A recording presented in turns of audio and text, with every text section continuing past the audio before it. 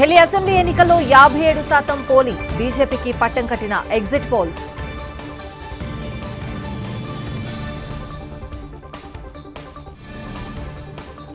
కులగణన సర్వేలో తప్పులుంటే సరిదిద్దుతాం, బీసీలు విపక్షాల ఉచ్చులో పడొద్దన్న మంత్రులు.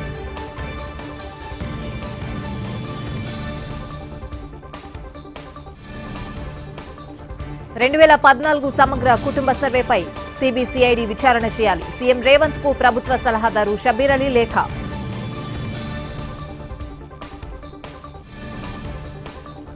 జగన్ 2.0 చూడబోతున్నారు, 30 ఏళ్లు అధికారంలో ఉంటామని ధీమా.